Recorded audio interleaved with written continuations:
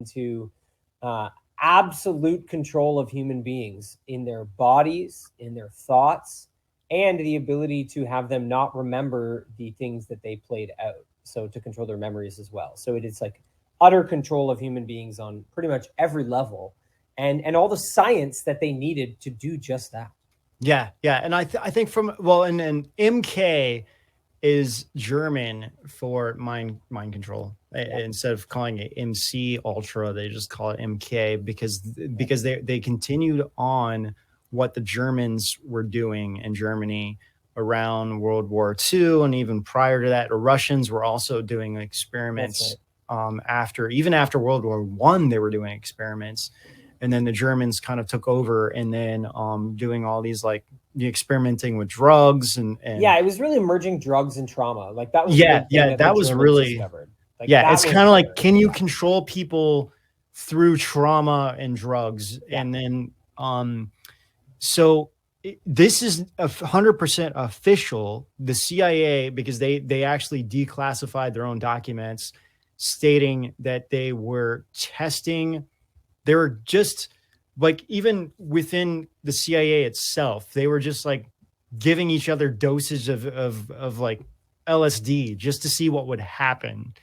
Yeah. And then kind of like recording it and whatnot. So it's like you could be working at your cubicle and all of a sudden your partner just like doses you with LSD. And then it's like, just to see how you would respond to that. But yeah, because one of the requirements, I think this is in some of the stuff I have, but one of the requirements was that the person doesn't know they've been dosed. One of the requirements was that the person doesn't know they've been dosed. Let me jump in here for just 1 second, because I don't want to glaze over that. That is of the utmost importance, because we all know that right now in this era of history, one of the largest complaints about them trying to force these experimental injections on every single living human during the launch of COVID-19 is that there was no informed consent. People just keep saying, well, you didn't tell us about the side effects. You didn't tell us what was really in it. You didn't tell us. And it's like, duh. Every single time that the CIA has experimented on humans against their will has been just like this, like Operation Midnight Climax, when they paid the prostitutes to lure in the guys and then drug them. One of the key aspects in that experiment was that the citizens that were being given the drugs could not know. The Johns it wasn't that they were going to lure them into a hotel room and say, hey, try this. This will be fun. No, they were not to know. And nearly every MK Ultra experiment was like that. So just like we've discussed in these last 3 videos, that people have been taking these injections since like the 1930s, or really earlier than that. It wasn't a coincidence that World War I started in 1917 and 1918 was the flu pandemic that pushed out the first set of bioweapons. It was an act of war even back then. You try to explain to people that they were born in to this transhumanist movement, this technocracy, and they'll say the government would never lie to us and tell us these were vaccines if they were doing some sort of other experimentation on us. And it's like, what? That's exactly what they would do. That's within the parameters of the experiment, in fact. For augmented reality to be tested, you can't be aware that they are shifting you into a false reality. That would ruin everything. So just like people now who take the psychedelic drugs, they know they're on a trip. They wanted to do the MK Ultra experiments on people who did not know that they were going into an augmented reality, an altered state of consciousness, and get all the data from that. And it's the same with these injections. We've now essentially clinically tested the vaccine on billions of people worldwide. And people never would have stood for all of the collateral damage, all of the carnage from these transhumanist experiments. The way they have it set up now, they can actually capitalize on the collateral damage. all of these diseases and illnesses and brain damage that they've created in us from all of the transhumanist experiments, they've actually been making money off of it because people think they have to go then back to Big Pharma and be treated for the rest of their lives, buying more and more and more of their drugs and chemicals. But I mean, it's to the point now that they don't want to feed the useless eaters, as they call us. So they've been cleaning up the mess now with this assisted suicide and euthanasia. It's out in the open. Canada's doing it. Let me see who's doing it. Okay, other countries, including Belgium, Canada, Colombia, and the Netherlands. And those are the ones that are just out in the open about it. We know how they weaponized the hospitals and used lethal injection drugs like remdesivir, milazodam, stuff like that. So everybody's aware. Well, not everybody, but a lot of people are awake now. So we know that they have been killing people who can't assimilate with the technology, with this transhumanist technology, the ones who are having really bad reactions. But the one that's kind of getting an outcry right now is in the Netherlands.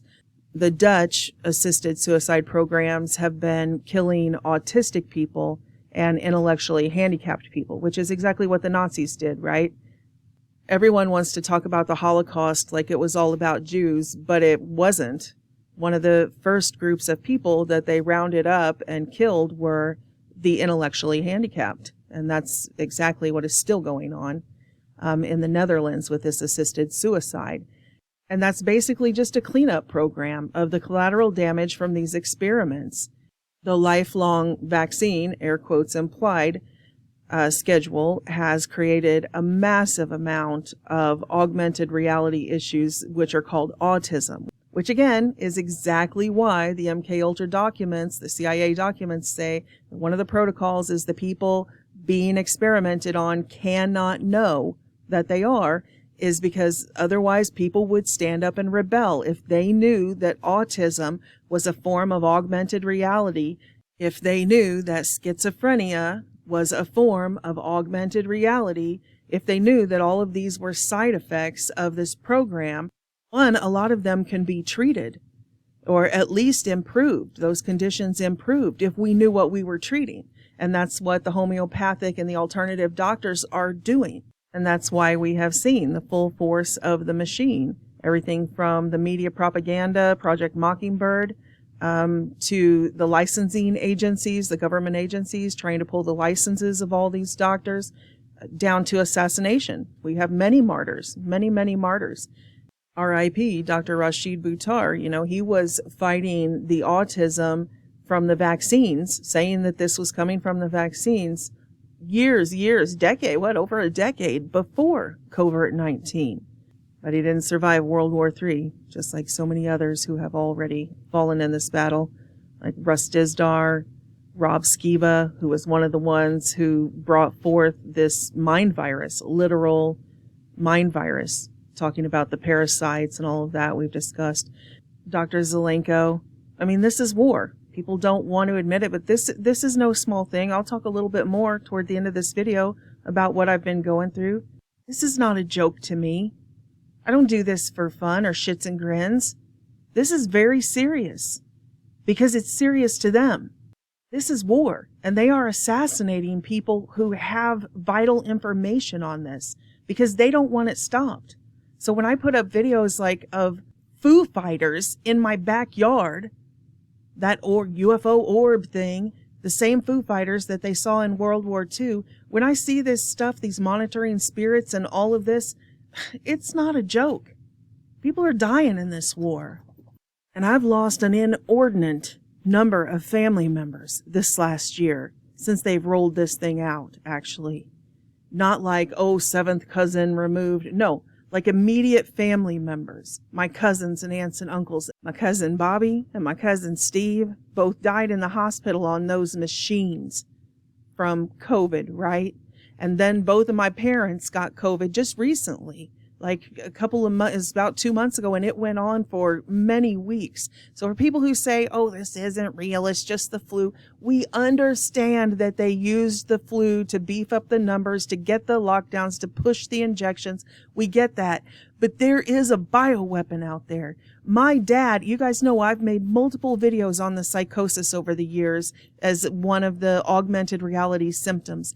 My dad had the psychosis. My mom didn't. They were both very, very sick. I mean, almost died, but they didn't go to the hospital. They didn't make the mistake that Steve and Bobby made by going to the hospital.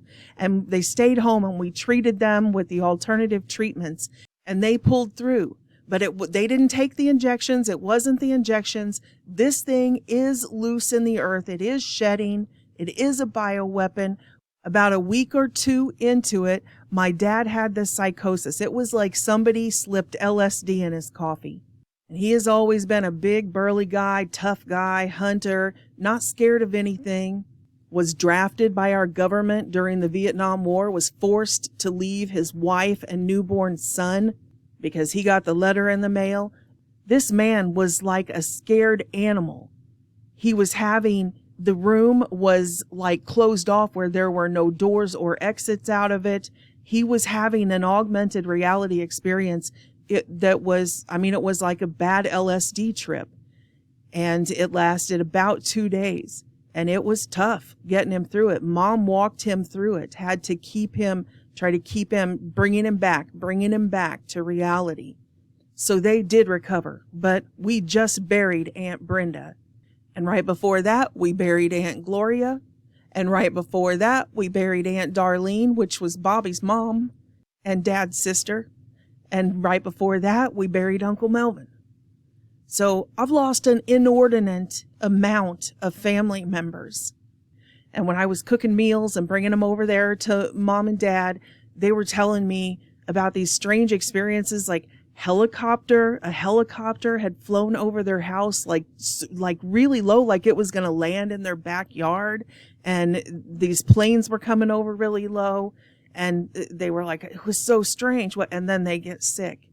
And I know they were telling the truth because I've seen the same things. In fact, I spent the morning going back years on my cell phone and pulling the videos and pictures out of the planes and helicopters over my home. And I want to lay out the timeline and show you guys the dates. I took screenshots straight from my phone so you can see, how it does the dates on top of all the picture and the location that it was taken. So you guys can see I'm not making this up, that right after they came over my house is when I got sick. When I showed you guys that video that I broke out in sores all over my body and my eyes swelled shut and all of that. So I'll show you some of the pictures of the planes and helicopters. Clips, you can see I took multiple clips. This plane was just dive bombing my house over and over and over and over. I mean, I took 1, 2, 3, 4, 5, like 5 or 6 times, and I was getting so mad. Then I called the police. I called the airport. Nobody would help me. This thing just terrorized me. And I live back in the woods. My backyard nestles up to 100 acres of undeveloped woods. There's no houses or anything back there. And it wasn't looking at the woods. You'll see in the video, when it got to the woods line, in fact, it would circle back and go back around to the front of my house and come back, dive bomb my house. And then, but when it got to the woods line, it would circle back. It was just doing that. I mean, for like hours. It even left once, probably had to refuel, and came back and did it again. I just wanted to give you guys a visual idea of why I believe it when people say things like, hey, before this happened, there were planes and helicopters like flying really low over our house. I thought they were going to land in my backyard. When people say that stuff, I believe them because it has happened to me. Now I may have to mute the audio in a couple of places on these because there were some expletives. At this point, I was very frustrated. This had gone on for, like I said, this was an hours-long thing. And I couldn't get any help from the police or the airport or anything, even though I was like, I'm not making this up. I have video. So I was pretty frustrated at this point and actually a little bit scared. My son was in the house and I mean, it looked kamikaze. I'm like, is this a crazy person? Are they going to fly that plane into my house? You know? This is infuriating and dangerous. Look at this plane come right over my roof. Right over my roof.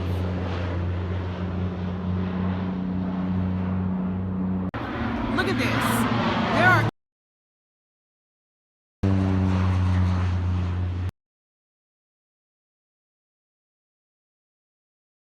flying right over my house. Look at this. He's doing like tricks and stuff right over my house. He's like flipping around and spinning and right over my house. So that was spring of 2021, right in the middle of the big COVID thing. And then in the summer of 2021, July 11th of 2021, the helicopters came. And this wasn't the first time that I've dealt with the helicopters. This was a smaller one though.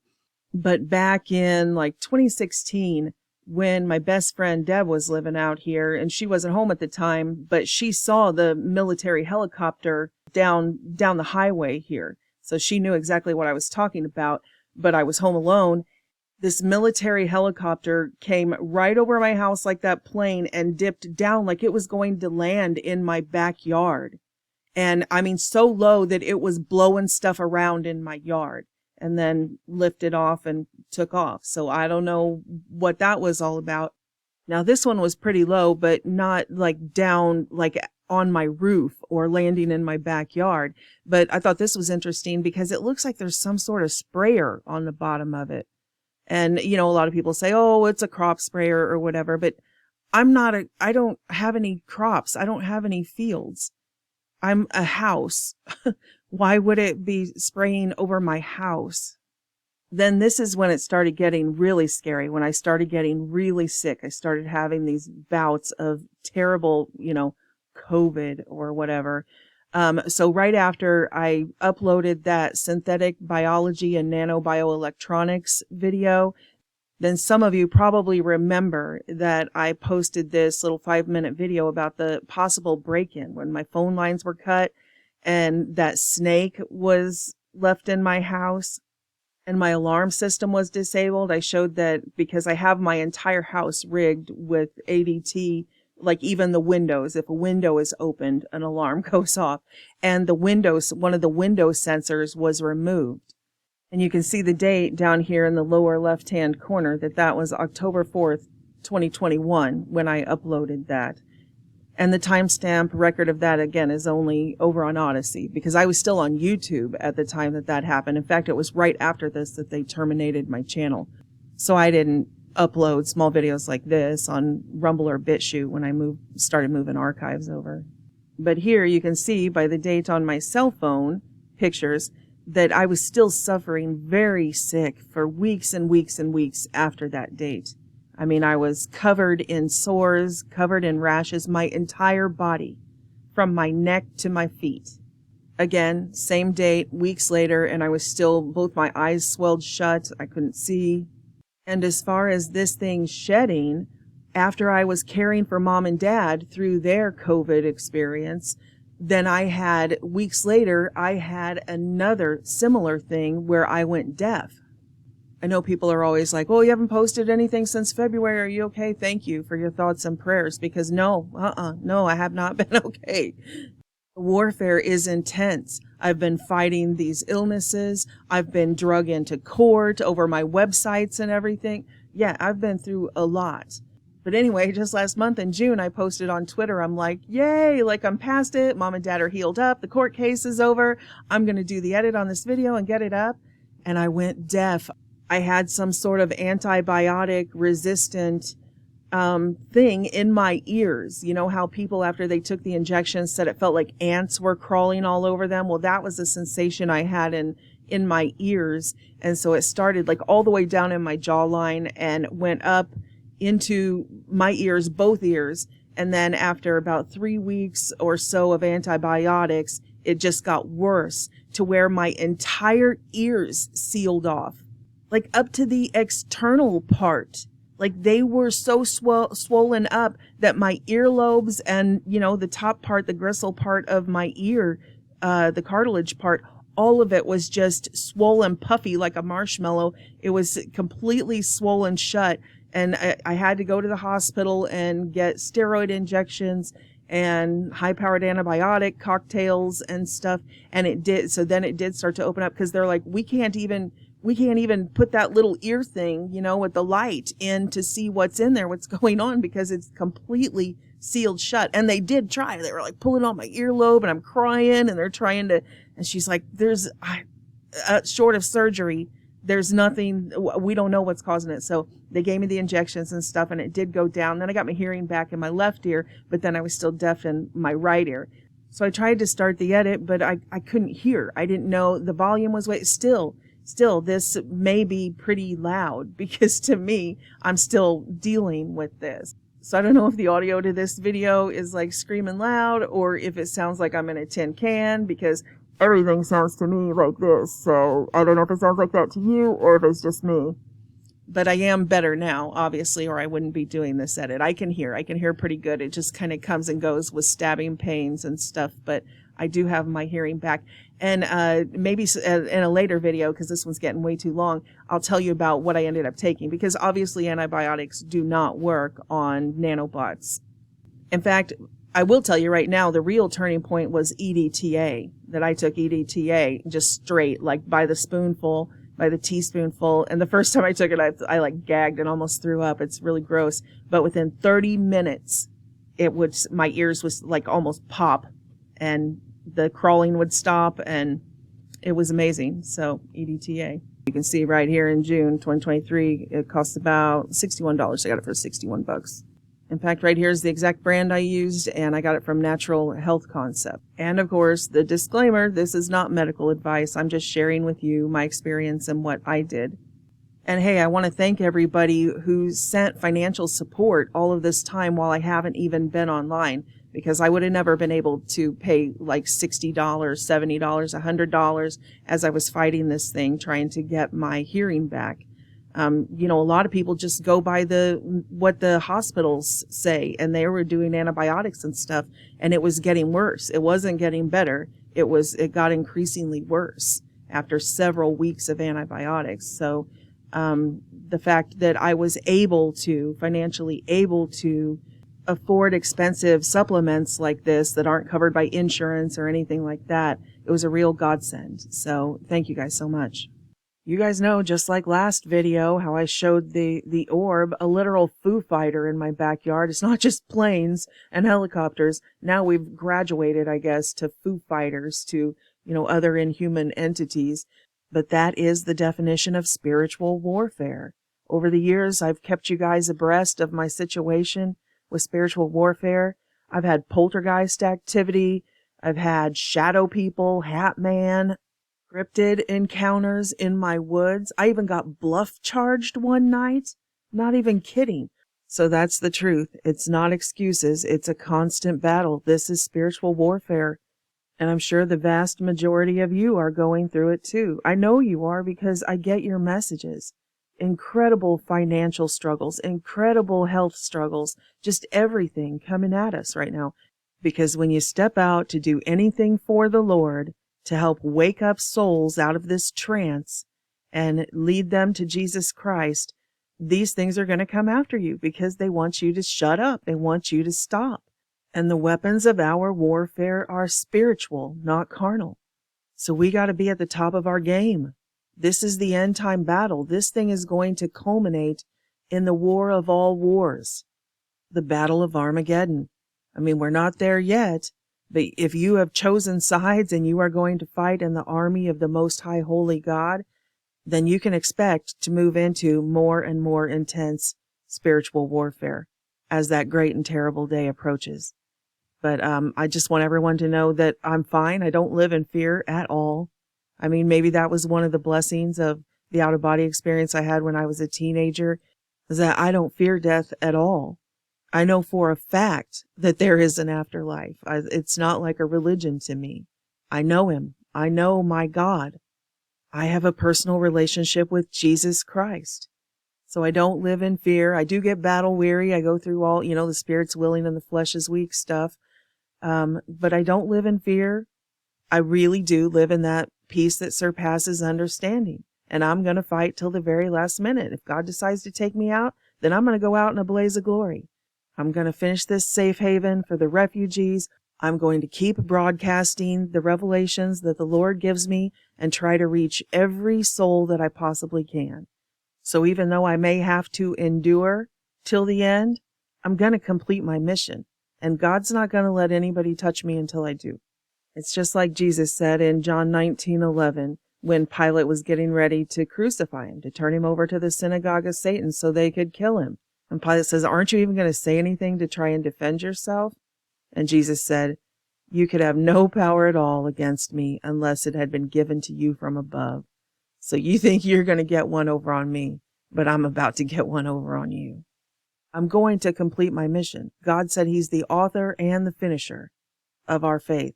So until I'm done, he's not going to let these guys take me out. And when I am done, I'll be so glad to graduate.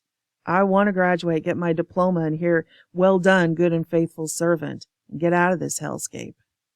So anyway, it's up to you if you think it's a coincidence that this happened in October. Like, here's the video I put up October 4th with all of this, the phone lines and internet lines cut, a snake released in my house, my alarm system disabled.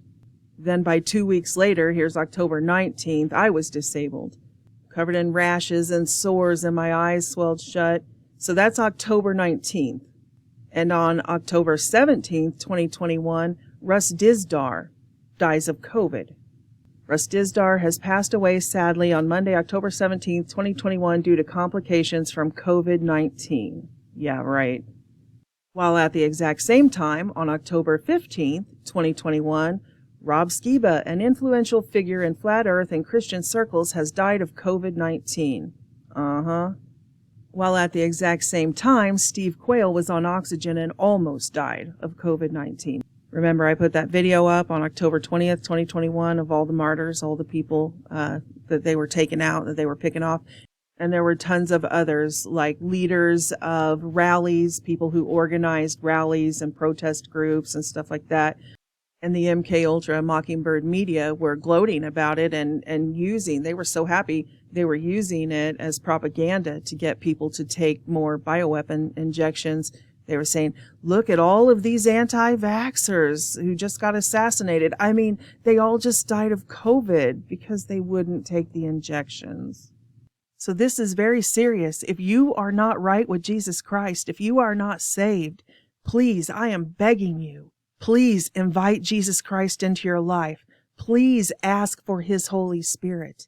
You're going to need all the protection you can get in the coming days and years, because this spiritual warfare and physical warfare, it's intense.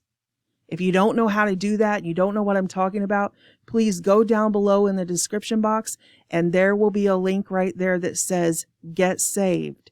And that will take you to a prayer page on my website.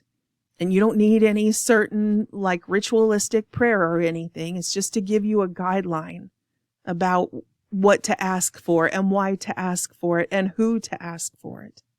But if you already know about Jesus Christ and you just haven't made the commitment to turn your life over to him, what are you waiting for? If it wasn't for being able to take refuge in the Most High God and for the prayers of the saints, all of you who have been praying in spiritual warfare beside me, I guarantee I wouldn't be sitting here right now making this video. Okay. I want to get back to the Edge of Wonder segment. Just one more quick example of how important it is in the MK Ultra experiments that they keep it a secret from the people being experimented on, that they have been drugged. Well, not just drugged. They could be under the influence of the frequency technologies or any of the other MK Ultra techniques. And the experiments that Andrew Basiago said he went through as a child related to Project Pegasus. And I wanted to mention this really early as food for thought or foreshadowing before we get to Project Pegasus and stuff, because when you look at like Andrew Basiago's claims, I don't know if that's how you pronounce his last name, but it's how it's spelled. When you look at Andrew Basiago's claims about Project Pegasus, time travel, and the Mars project, that he was doing Mars jumps, supposedly. And I'm not saying that he was lying, that he went to Mars. What I am suggesting, and I'd like people to think about as we go through this, is that the CIA does not inform people. It's part of the project not to tell them that they've been drugged. So again, this was experimentation on children. As a small child, he was told to go into the, quote, jump room, and he was given a drink, and then he would start to, like there was a frequency change, and they would Mars jump. He said he would Mars jump. I just wanted to throw this out there that the only thing he has to go on that he was actually on Mars is that that's what the CIA told him. They told him, you're going to go to Mars. So just saying, he was a child. He had no way of knowing what was happening to him or anything about how the technology works. All he knows is that the CIA were the ones who told him that's what the experience was. He was going to Mars. And I'm definitely not saying that this has anything to do with the CIA LSD experiments. What I am saying will make a lot more sense later on when I play for you the adrenochrome trip report, which, like I said earlier, bears a lot more similarities to time travel.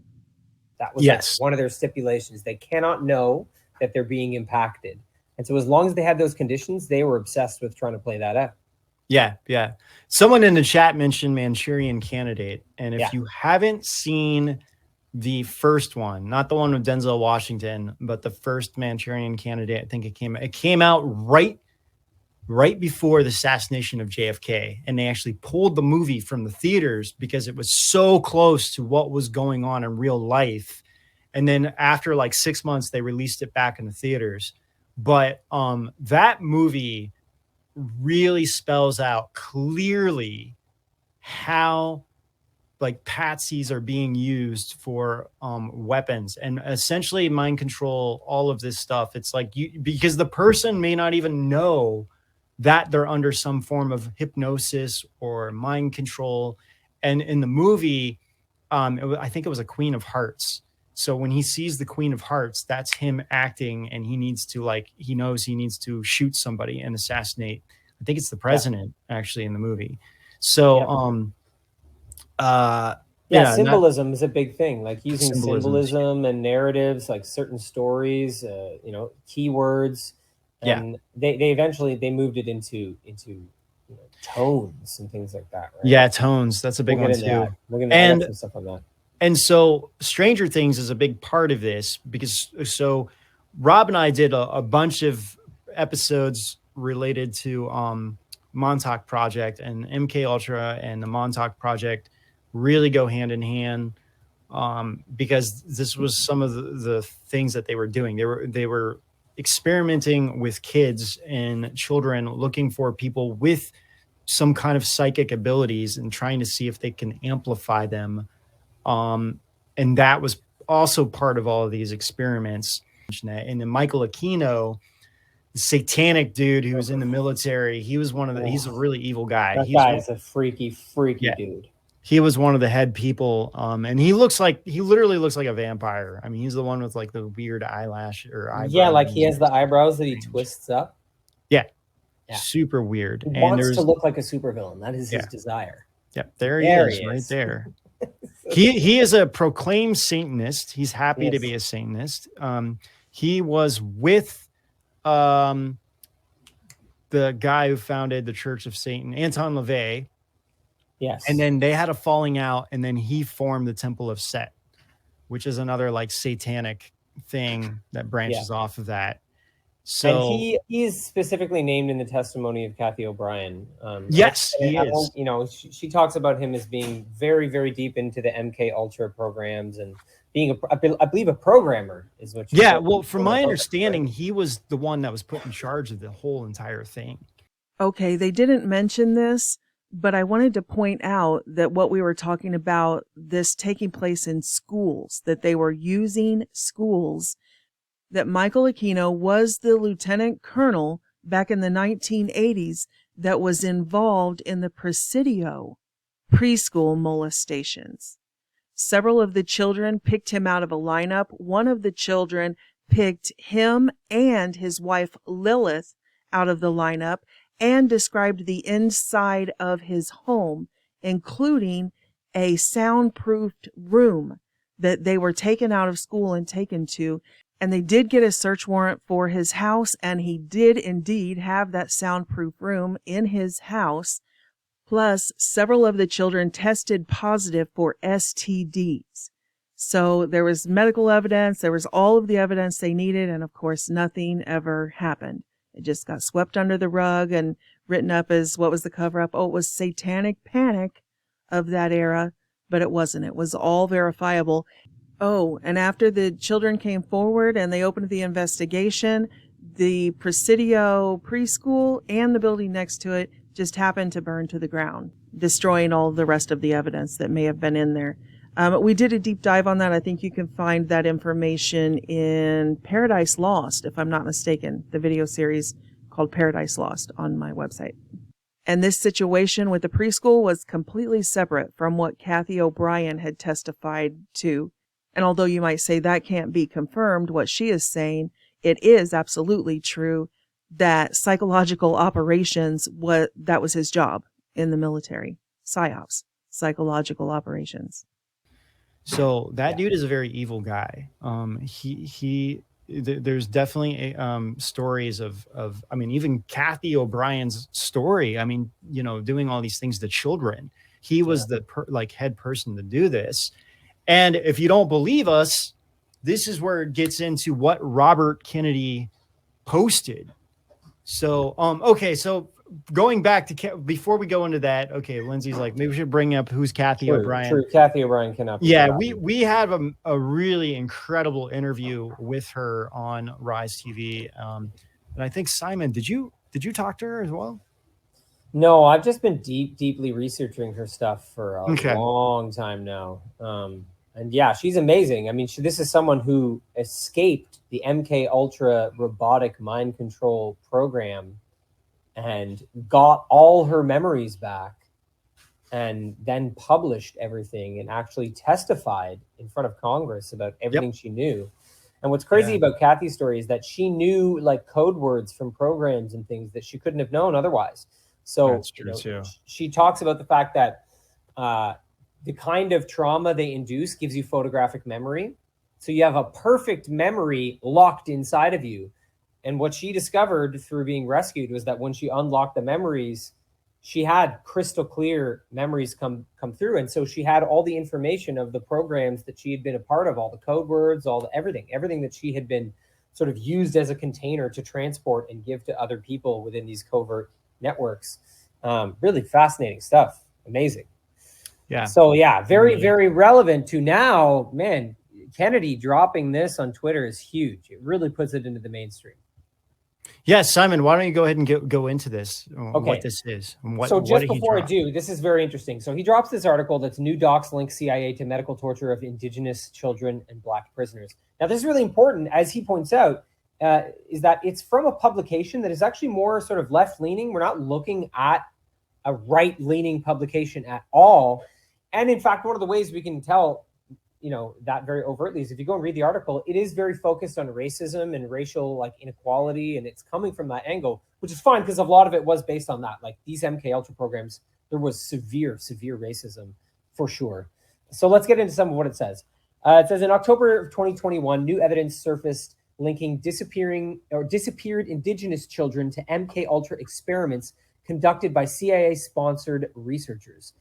A white Winnipeg resident named Lana Ponting testified in Quebec's Superior Court that in 1958, when she was 16 years old, doctors from the Allen Memorial Institute, a former psychiatric hospital affiliated with McGill and the Royal Victoria Hospital, held her against her will, drugged her with LSD and other substances, and subjected her to electroshock treatments, and exposed her to auditory indoctrination, playing a recording, pointing over and over again that she was either a bad girl. These displays of intolerance and homophobia are unacceptable. Over and over again, a bad girl. This type of intolerant rhetoric starts in the home. Over and over again, a bad girl. Hey, I'll warn you guys now, if you're going to be inappropriate, I will have supervision down and give all of you a Saturday school for next year. Over and over again, a bad girl. Ponting also testified that some of the children I saw there were Indigenous and that she befriended an Indigenous girl named Morningstar who endured many of the same abuses with the added indignity of being harassed because of her race. So during a reprieve from her drug-induced haze, Ponting recalls sneaking over by the cement wall with shovels and flashlights. She and other children had heard rumors that bodies were buried on the property. I believe that some of them would be indigenous people, Ponting told the court. So this drops a really huge truth bomb on like a lot of levels, I think. And one of the big things for me was that it tied to this research from this book called Murder by Decree by Kevin Annett. So Kevin Annett is this Canadian researcher who has been trying to expose all the psychological operations and disinformation coming from the Canadian government surrounding the residential schools. This is it's a great example of a limited hangout. So what really piqued my interest about this article and these new documents proving that there were captured and disappeared Indigenous kids from these residential schools was that this is something that Kevin Annett has been trying to talk about for a long time. He's been trying to say that the residential school system was tied to MK Ultra and that these kids were actually funneled out of the residential school system. So I just grabbed this little this part of his book, Murder by Decree, and it's an anonymous phone call that Kevin Annett received on October 2nd, 1998. And it came from a man who claimed to be a retired member of the Canadian Civil Service, but it was an unlisted number. So the caller says, "You're just scratching the surface, but it still has a lot of people concerned." Concerned about what exactly? You had some people from Cooper Island at your thing. You can't let them talk about the German connection. So just to stop right here, Cooper Island is one of the islands where there was a residential school where there was like mass torturing of Indigenous kids here in Canada. So he says, what connection? The whole thing, the gentleman's agreement with the Americans and the churches. They provided the kids. The force brought them to us. By force, you mean the RCMP? So that's the Royal Canadian Mounted Police. Oh, I was going to say the force? What force are they talking about? Okay. So we're talking about the Royal Canadian Mounted Police, right? That's like the highest level of police in Canada. You know, that's like equivalent to like the FBI. Yeah, that's correct. Cooper Island was isolated and perfect. Lots of Department of National Defense research money went there. And to Calgary and the Lincoln Park thing you mentioned that was bang on. So I'll pause out there. Some people may recognize the Lincoln Park thing. Some people believe that the name Lincoln Park of the band was actually tied to them trying to expose a lot of the atrocities that occurred at Lincoln Park. So apparently there was a base there tied to all of this. Okay. Lincoln Park's original name was going to be Hybrid Theory, but there was already a band called that, so they had to change their name. Now, many of you probably remember that we did a deep dive on Lincoln Park back during a long time ago, back during the Q days. But Chester Bennington here of the band Lincoln Park, it's also important to note about the hybrids thing that it was Hybrid Theory. And clearly you can see there's some sort of breeding program going on, or this is his biological father, or, you know, some people say that it's the cloning labs, that it was a copy of Podesta, John Podesta, of the infamous WikiLeaks emails that involved child trafficking and Barack Obama and Hillary Clinton and that whole gang. And it just so happened that Chester Bennington was working on a project about child sex trafficking when he mysteriously died. And at the very same time, there were several musicians and filmmakers who were also involved who died or were suicided. Then there was also the Madeleine McCann disappearance, where the police sketch looked exactly like John Podesta and Tony Podesta. And just the circumstances of the case, that less than a mile away from where she disappeared, there was a rich known pedophile who had a mansion there that the Podestas frequented. And Madeleine McCann's parents went out every night as if they were part of this trafficking and left her and the other toddler children in the hotel room unattended with the door unlocked. And during the police investigation, the cadaver dogs hit on the trunk of the car, or it was like the hatch of the car that they were driving. And cadaver dogs pick up the smell of a dead body. So one of the theories was that her parents, if they were her parents, would take these children to these different countries and traffic them to the elitists. And they would just take them to the hotel room and drop them off, and then they would leave and go out. And they would just leave the toddlers there for the Johns, basically. And they got too rough, and they killed the little girl. And the parents were in on the, disposing of the body, and that's why it was in their trunk. So, I don't know. Again, nobody in this scenario was ever charged. Not the rich pedophile, not the Podestas, not the parents, anybody. So, and I want to throw this out there too. While we are talking about the Podestas and child trafficking, do you guys see an eerie similarity? These pictures here on the left, these were the pictures that Jimmy Comet, James Alefantis, posted to his Instagram with this mystery child. And you can see how creepy the poses are, and all the blacked out, the comments are like talking about how hot she is and just sexual comments.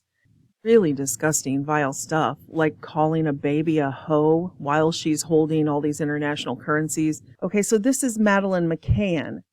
Doesn't Madeleine McCann look like an older version of this same child?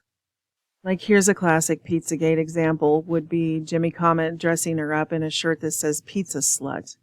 I mean, who says that about their daughter? If this is his daughter. Okay, again, the top two pictures are from Jimmy Comet's Instagram page, and then the bottom two pictures are Madeleine McCann. So I think there's an eerie similarity. They at least look like they're related or from the same family gene pool or something like that. At the very least. Which is exactly what everyone says about James Alefantis and the Rothschilds. Philippine de Rothschild with her devil necklace here. His devil necklace, whatever. And the girl from his Instagram page does look like him. So does Madeleine McCann.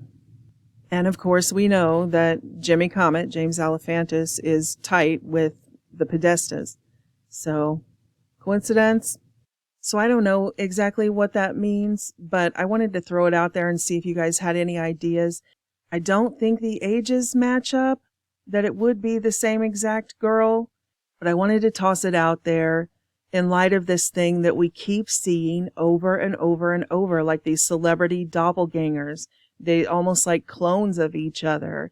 The Chester Bennington and John Podesta and this and, all of them. We see it all the time.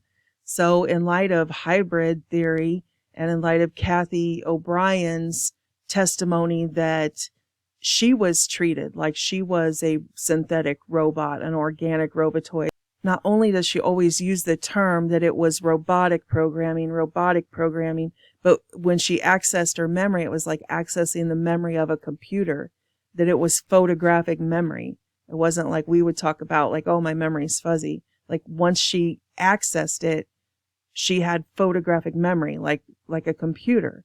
And you guys know we had discussed in the Westworld series toward the end about synthetics, and she said in her own testimony that when she was passed around as sex robots or sex slaves, they called them, to the president, her and her child, that when her owner had delivered her to George Bush, who we know was head of the CIA, and Dick Cheney, that they commented to her owner right in front of her that they couldn't believe that her and the child looked so real. So those two things always stuck out in my mind. Like, most of the humans under MKUltra mind control had CIA handlers, but these sex ones were treated like AI sex robots. The people who owned them were literally called owners, as if they were a piece of merchandise. Which reminds me of another super disgusting, creepy post on Jimmy Comet's Instagram. That, how we've always talked about the underground bases and the cloning labs and the super soldier programs. All of those people, all of those whistleblowers from different countries and all walks of life who claim to be having these resurfacing memories of the cloning labs and the synthetics and all of that. They say that the Germans were the ones, that this Project Paperclip scientists that came in, they were the ones working in these underground bases. So that made me think of this Jimmy Comet post that he posted at the same time that he was posting all these pictures of that little girl tied up and with the international money and all of that, that he randomly posts this disgusting picture of this German pedophile sex doll. And it says, German baby, $1,200. Please do not touch. And he comments, this is way overpriced. Toward the end of this video, I'm going to talk more about these synthetics that are well beyond anything like an organic robotoid or anything. This second whistleblower testimony that I'm going to play, it's not the adrenochrome guy, it's the second one. He talks about being a guard, a sniper guard at one of these secret bases, and that he saw them do a presentation outside of these new sex slaves. And they were like a whole different level, not like a clone or an organic robotoid or anything like that. They were more like programmable matter. Sort of like that one guy's testimony a couple videos back, might have been the last video, I'm not sure, where he was on a hiking trail out in the woods and he saw that pig, and then it got up and started to kind of morph and ended up morphing into a human figure that was wearing clothes and everything. These testimonies that are coming are like, fringe. The stuff that he describes is just sci-fi unbelievable. Or is it? If you understand that they are thousands of years ahead of us in technology. So I don't know if this has anything at all to do with that, but I thought since we were talking about the Lincoln Park connection with the children and with Chester Bennington and John Podesta and the lookalikes and everything, that this might be a good place to pop it in and see what you guys think. Well, I think also because people saw that Chester the singer, Especially. right? He was involved in trying to produce some content on child sex trafficking. Yeah. There's conspiracies around that, but okay. So then the caller says to Kevin Annette, it all came from the Pentagon originally. How to make the perfect obedient soldier. The Germans had started up the research before and during the war, and we perfected it. The churches were cooperative from the start. The agreement was they'd provide a quota every year and have them delivered. So he says, are you talking about children from the Indian residential schools, just so we're clear? Correct. It went on for years, at least from 46 to the 70s, maybe earlier. But lots of that is classified, known to lots of people. But there will never be an official acknowledgement. No way in hell. That's why we never spoke. This is only for you, understood? He says, okay. He goes, hell, nobody believed you anyway. So I read that years ago. Okay. Wow. And this guy's been fighting, like he has been attacked and like suppressed, and like he's been fighting to try to get this information out for so long. You can go if you look up his website, I can't remember what it is, but Murder by Decree, he gives away the book for free. You don't even have to buy it. He wants no way, really? Yes. He's so devoted to this work. So that brings us to the whole Canadian mass grave thing. You guys might remember in the summer, I believe summer of 2022, when there was all the stories about all the newly discovered mass graves of Indigenous kids in Canada. Mm-hmm. So can we play the first 2 minutes of this YouTube clip? So this is a documentary by the Countersignal. And so this is them exploring the whole narrative that came out about these mass graves. And we'll just do the first 2 minutes and then I'll explain why this is so relevant to the MK Ultra. Yeah. So it's like what we're looking at here is there was this whole narrative that all these mass graves were found in Canada of Indigenous kids. Now, this is why this is such a like complex, limited hangout. And this is why I believe that whole narrative was to try to protect from people actually digging into real information that connects the Catholic Church and the Canadian government and all these sources that were actually, they were running the residential schools as a resource for MK Ultra. Okay, what he is getting ready to show, this video about the hoax of the mass graves, I was a little confused about that at first because he only shows like 2 minutes of the video. So I wanted to jump in and add some details. What they are showing is the Mockingbird media cover-up of MK Ultra's involvement in these schools. That the true story that the Indigenous people tell is that the Catholic Church, the Vatican, was providing these schools for MK Ultra. They were contracted, they were built specifically for this purpose, to take in children in a boarding school situation, isolated from their parents and family. Well, when the story first broke about the mass graves in Canada, the mainstream media kicked into action immediately to twist it, to misdirect people, to cover up the true alliance. The Vatican conspired with the CIA to provide children for this MK Ultra behavioral modification program.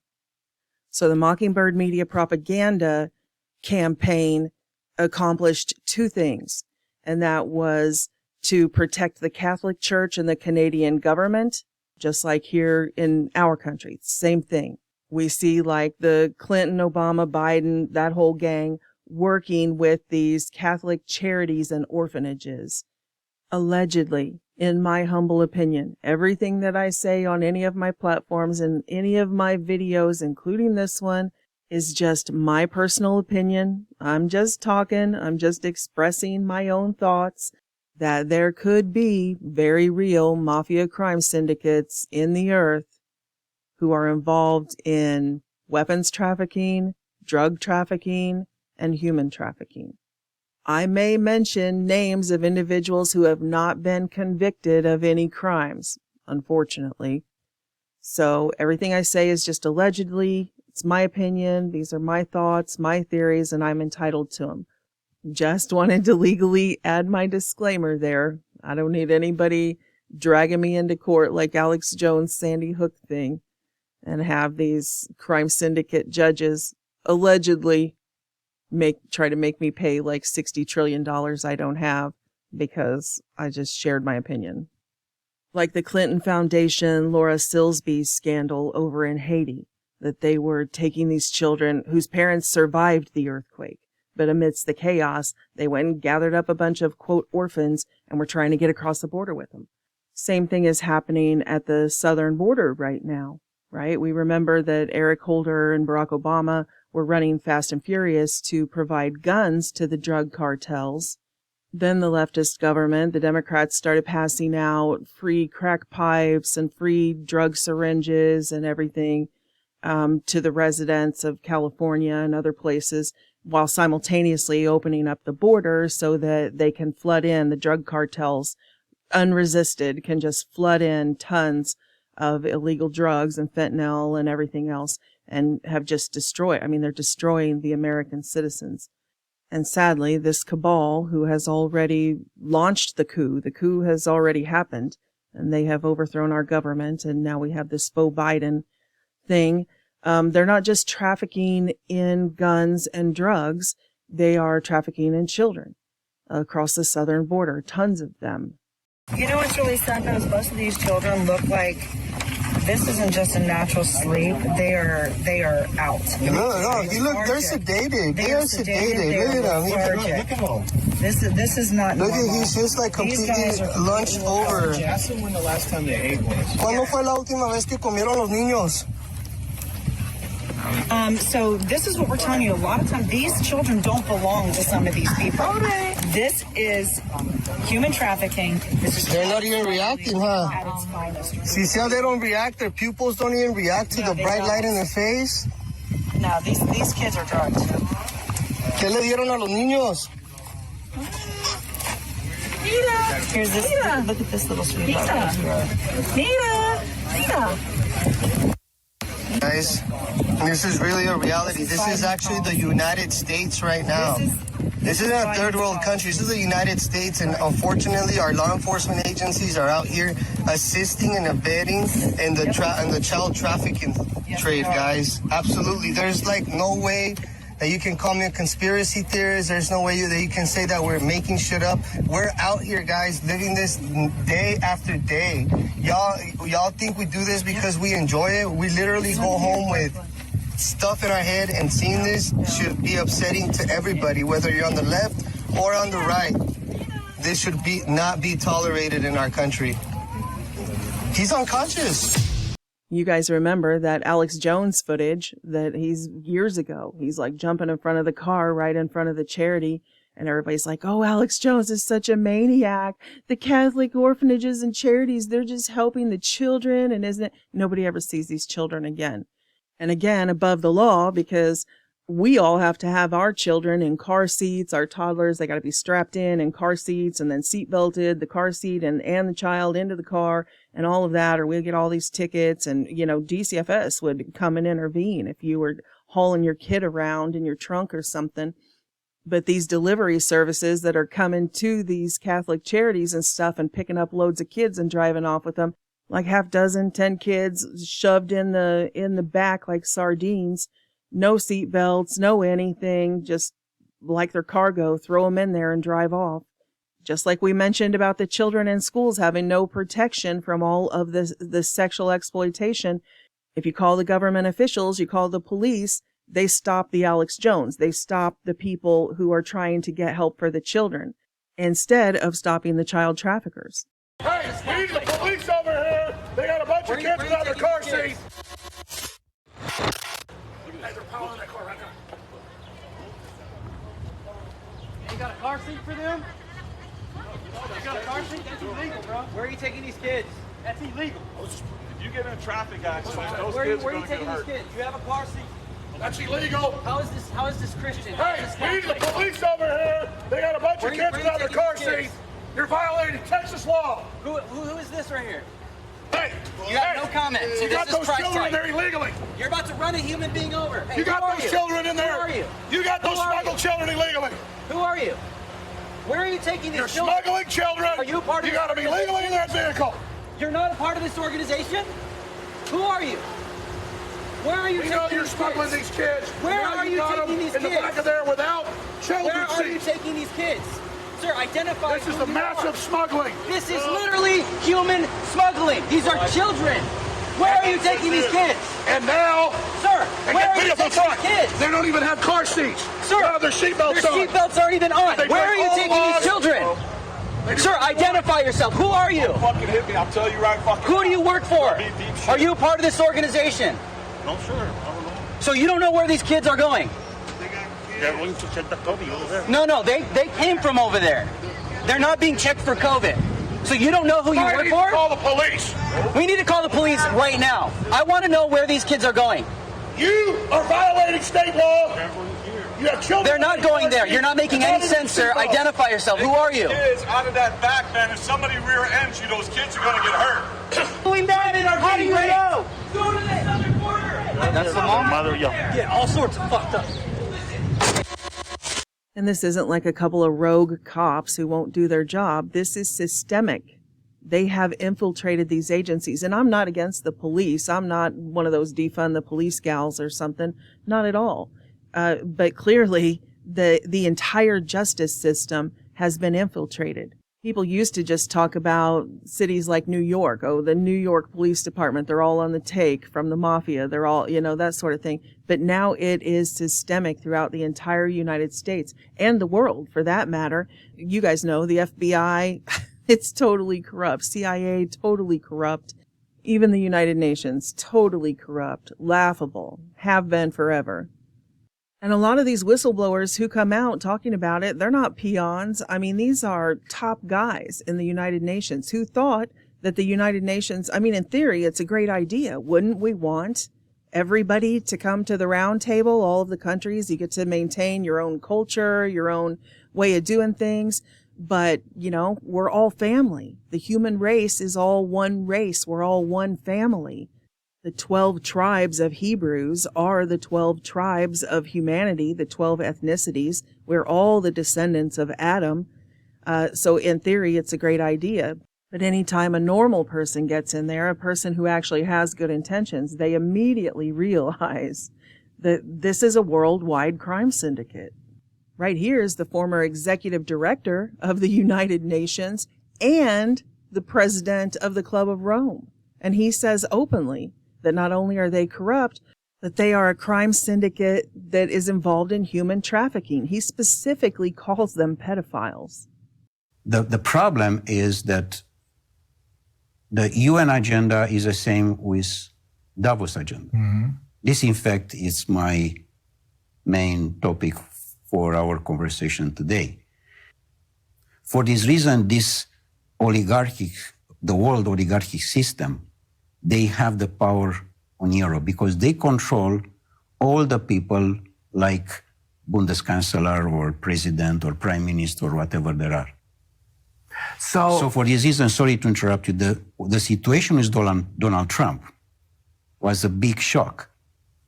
They didn't expect that to happen. That was an accident, I suppose. Absolutely an accident. Not part of their game plan. It was the first time of the oligarch system was happened an accident. Mm-hmm. Because normally it have to be Hillary Clinton. Yeah. Not Donald Trump. Yeah. And the process which we are dealing now with this pandemic and all these liars was supposed to be in 2016. They were pushed into exactly, early in a start. sense, to be in 2020, to be a disaster regarding food and water. Ah, I see. Which normally they want to arrive in 2025 now. I see. So the plan was a little bit changed, and for this reason, of course they will not succeed. This is clear. I mean, the system is almost down. Mm-hmm. It's but of course there are the last moments, and we have to have the courage now, all of us, to say no, in a sense that UN could be a fantastic, can have a fantastic role, but is not, because it's totally under control of the oligarchs. Mm-hmm. The problem is that these oligarchs, all of them, are related with the system of the pedophilia one, because we know that there are more than 8 million children per year which they disappear. 8 million does mean the entire population of Austria. So it doesn't get any clearer than that. I mean, but everybody knows, everybody already knew, but there's no shortage of highly reputable insiders who have come forward and said, yes, there's an international crime syndicate, a mob, and they have systematically normalized and now even legalized their black markets. When I was young, everybody knew about the prostitution rings and stuff, but they were illegal. Prostitution was illegal. You only saw like the Russian mafia dealing in it. The Yakuza in Japan were heavy into the human trafficking. And then the United States mafia in like areas like Las Vegas, even though it was illegal on the books, the mafia ran that area and they owned all the police and judges and stuff. So they just ran their prostitution rings, their human trafficking rings sort of openly. And what happens in Vegas stays in Vegas, right? They were above the law. But now they own enough dirty politicians, judges, cops, and everything that they just do whatever they want worldwide. And so they legalize this stuff. They want their black markets now to just be open markets. So they're going state by state by state, legalizing their illegal drugs, because the governments are like, great, we'll make taxes on it. Sure, we'll work with the drug cartels. You can peddle your crap and kill our citizens. As long as we get to, a cut, we get to make sales tax on it. And then the same way with prostitution. Now it's like, oh, you're just a sex worker. Why don't you go do it on OnlyFans or whatever? You'll get rich. So it's exactly what the old time Satanists promised. It's the externalization of the hierarchy. They said that there would come a time in world history that they would basically come out from the underground. I mean, that's what they call the mafia, right? The underworld. So again, that's just a double entendre. But yeah, they said there would come a time where they wouldn't hide, that they would no longer rule over us from the shadows as a shadow government, but that they would openly come out and rule over us. And that's what's happened. And they achieved that not by force, but by manufacturing consent. They literally manufactured consent through this extensive, complex portfolio of MK Ultra mind control, behavioral modification programs. The only problem is that crap don't work on us. It just doesn't. There is a large body of humanity who do not consent. We do not consent. I've got one that can see.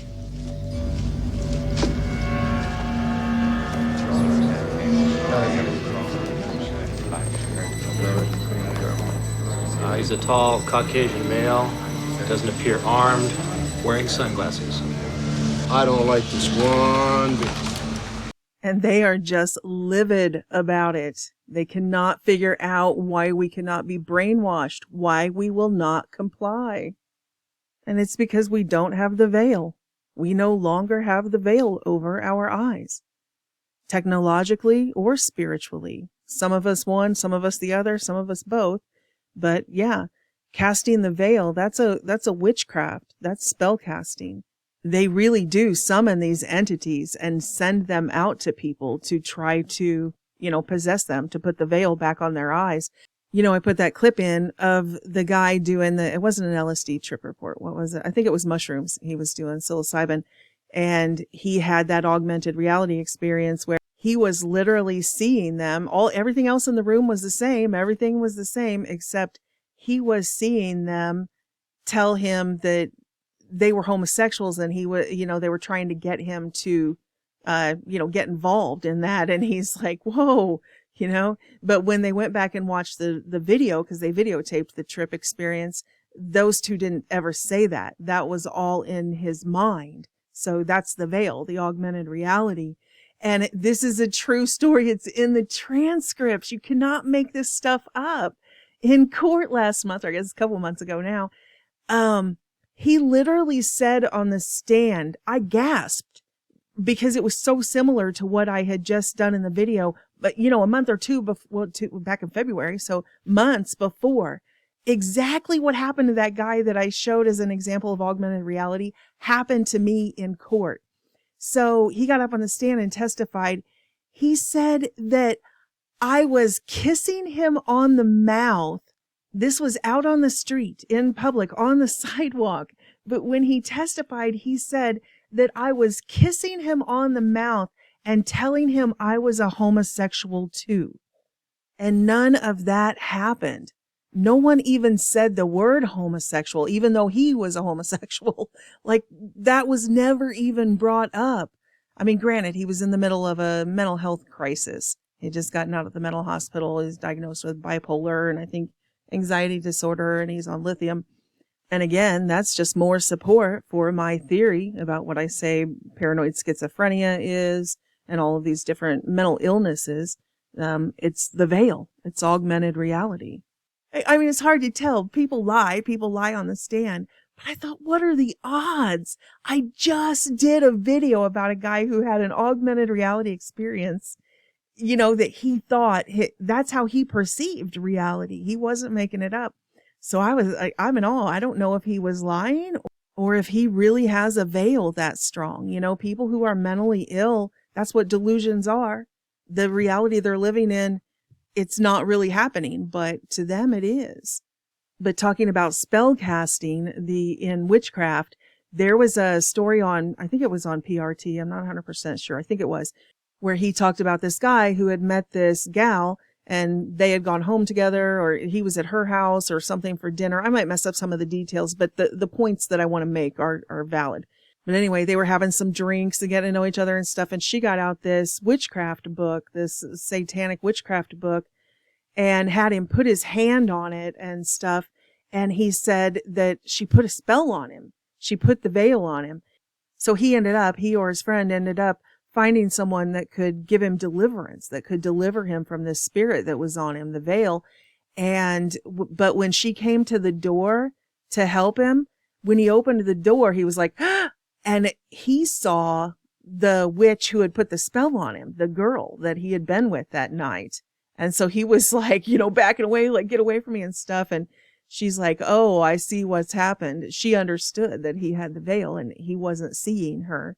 So she was able to go through the deliverance or exorcism or whatever you want to call it. But so yeah, the veil, that's basically what we are dealing with. But these Satanists now, they've moved well beyond just summoning spirits and stuff. They are technologically brain hacking us and putting the veil on us so we can't see them. But we can see them. We can clearly see them, and they hate it. I've got one that can see. So for us, they have resorted to force. And now there is a two-tiered justice system. Right here, we have Rochester man given 180 days in jail for raping multiple toddlers and children between the ages of 4 and 9 years old. So that crime, according to these pervert judges, is only worth days in jail, 180 days in jail. But if you're a political dissident, now if you're a Christian or conservative and you trespass, you're going to get 18 years in prison. Okay, I got off on a tangent there. What we were talking about was the cover-up about the mass graves. And the clip that he wants to show about the hoax of mass graves isn't saying that there weren't mass graves in Canada. The Vatican isn't just infamous for its systemic pedophilia and the thousands upon thousands upon thousands of child victims who have come forward as adults, and all of the clergy who have been arrested and everything all around the world for molesting and raping children in the Catholic Church. Those are the survivors that were able to come forward and tell their story. But there are mass graves all over the earth at these Catholic orphanages and Catholic schools and stuff. So, I mean, here's just some. 9,000 children died in the mother and baby homes. And, you know, they tried to kind of revive that practice of, remember the comfort rooms they were talking about with abortion?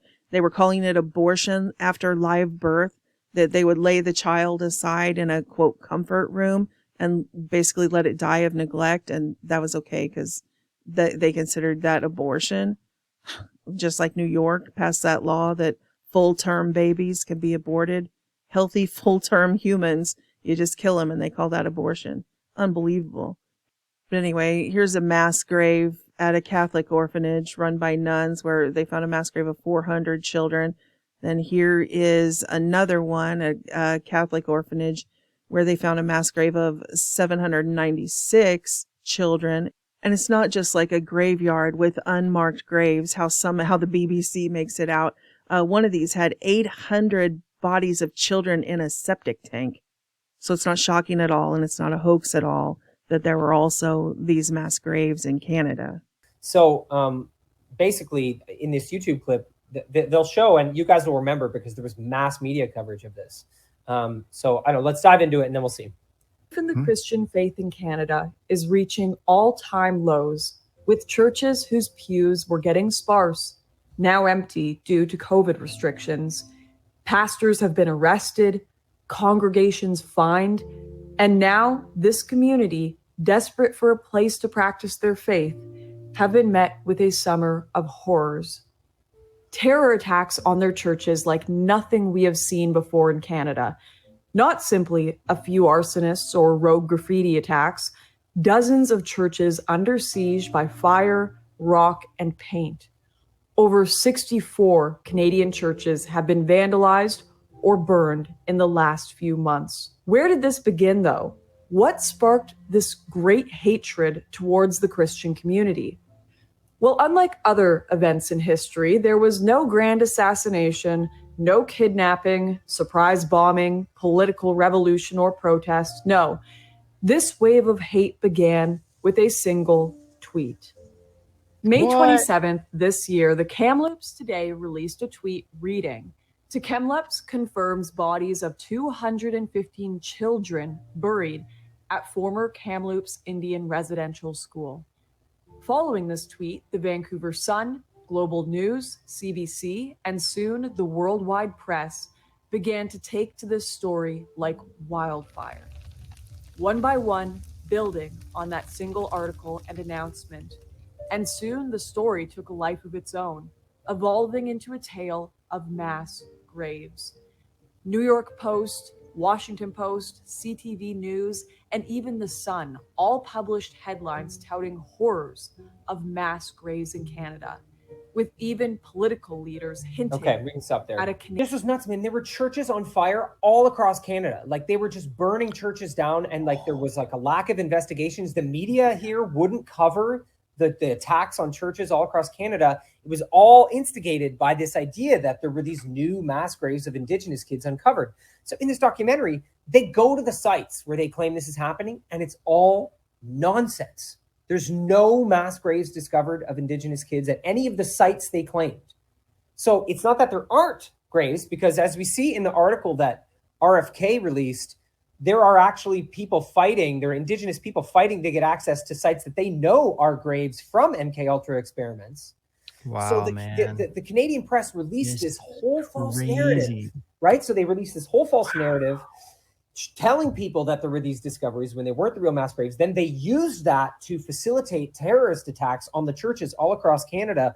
So they have a very sophisticated, limited hangout and all these narratives surrounding the Indigenous residential schools thing, and it keeps it disassociated from MKUltra. So this is like, it's massive that RFK dropped this, because it blows up what the Canadian media and government have been running as an operation here this whole time. Wow. So you think he like, I mean, it wasn't just like, oh, hey, look, check out this article. You think he wanted to almost set up like a chain reaction to really what's happening, right? Yeah, because you have it was very like Antifa style, right? The attacks on the churches, you had like Antifa style people showing up and burning these churches to the ground with like very little law enforcement response, like no real care for it, like just kind of allowing it, which is like, we saw that with the protests across America with the whole like Black Lives Matter, like burning down huge portions of cities and stuff. Seriously. It was so similar to that, where it was just kind of mysteriously allowed, but all instigated by this one false narrative. That documentary, they just go to the sites and they prove that it's like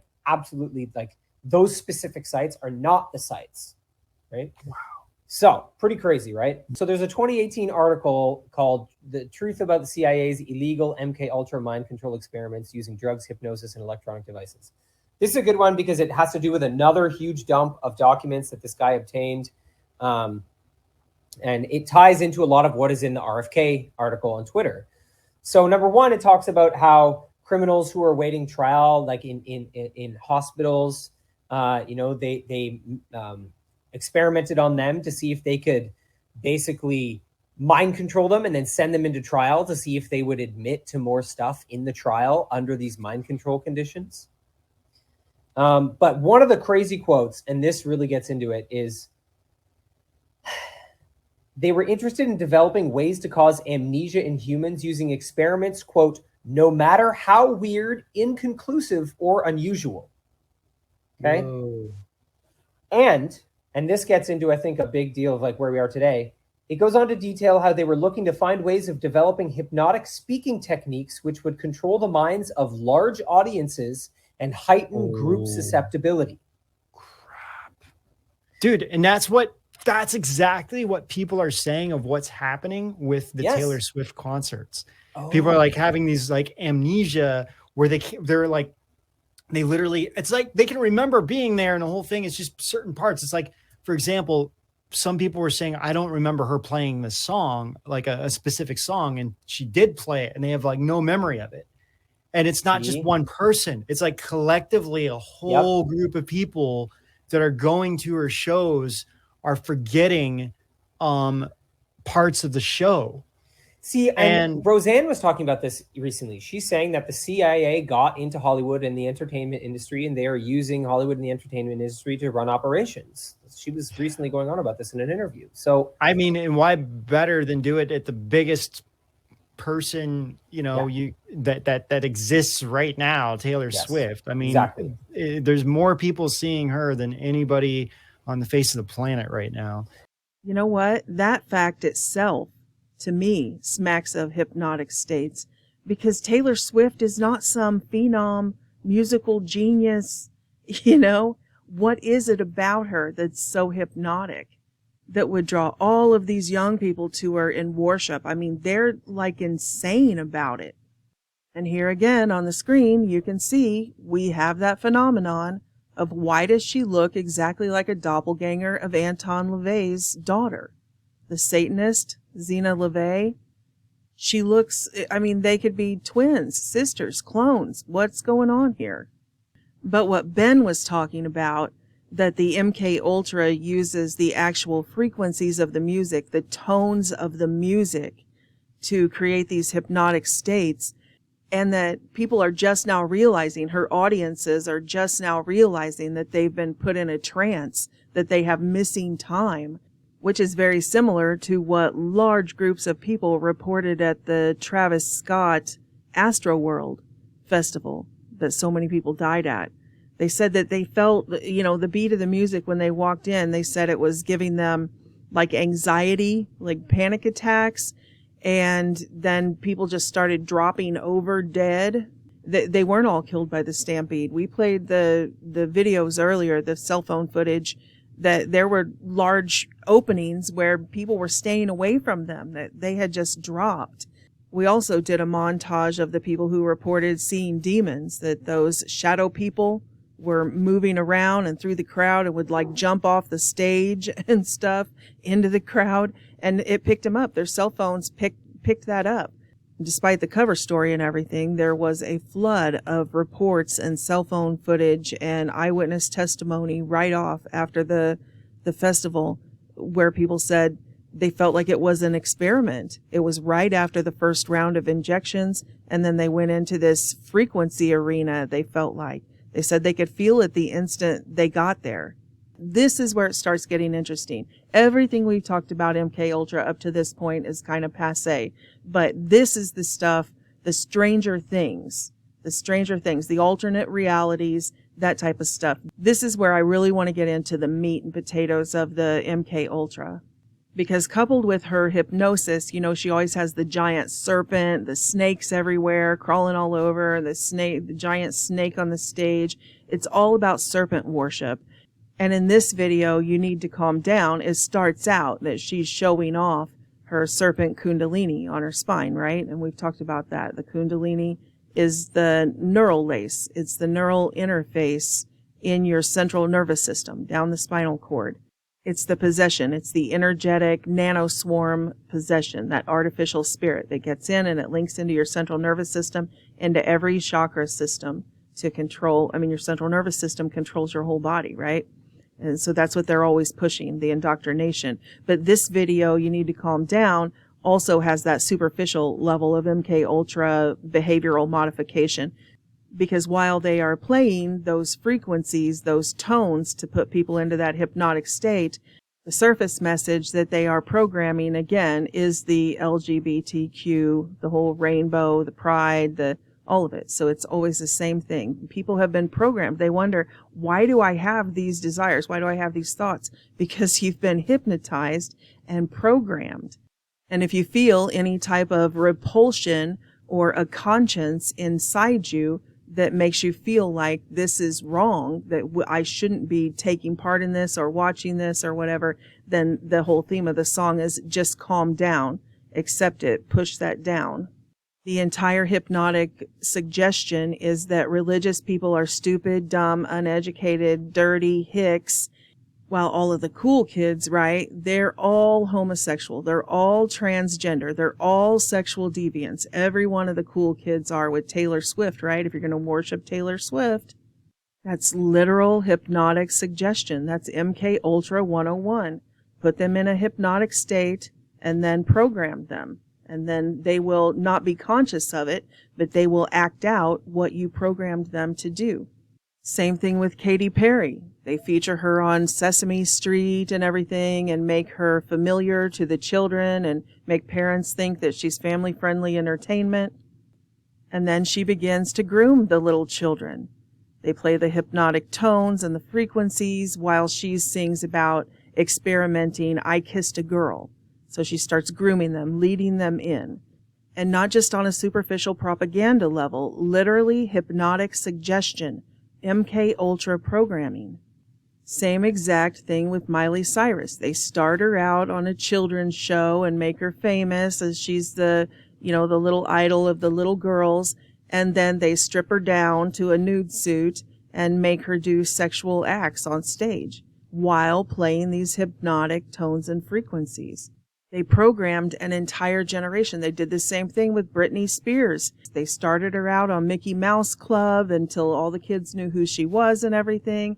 Then they stripped her down to her underwear, dressed her up like a prostitute, and made her have a homosexual makeout session with Madonna on stage while they were playing these doom, doom, doom, these beats, this hypnotic frequency tone in the back, programming. This generation didn't turn out this way just because they're so enlightened that don't we know that there's a spectrum of gender? No, they were hypnotically programmed with MK Ultra and every form of sexual perversion so that the Satanists can use them. This is the definition of manufactured consent. This is it. This is the externalization of the hierarchy. This is manufactured consent. They've achieved what they wanted to achieve in humanity, other than they need to kill off the boomers and the ones who remembered what Earth was like before. And again, we have this strange look-alike phenomenon with these kids that disappear from their lives and then show back up as celebrities. Like, remember Johnny Gosch, who showed back up as Jeff Gannon, running a homosexual prostitute ring in D.C.? And it's not just the resemblance to a child. You never know how someone's going to grow up. But when she wears her natural color hair, the dark brown hair, she looks an awful lot like Patsy Ramsey. So again, I don't know exactly what that means. There's all sorts of theories about it. Of course, you always have the Illuminati family lines theory. So it's like, well, yeah, they look alike because everybody in the celebrity class comes from this same group of families. And then you have all the world's a stage, actor-based reality, that these people play more than one character.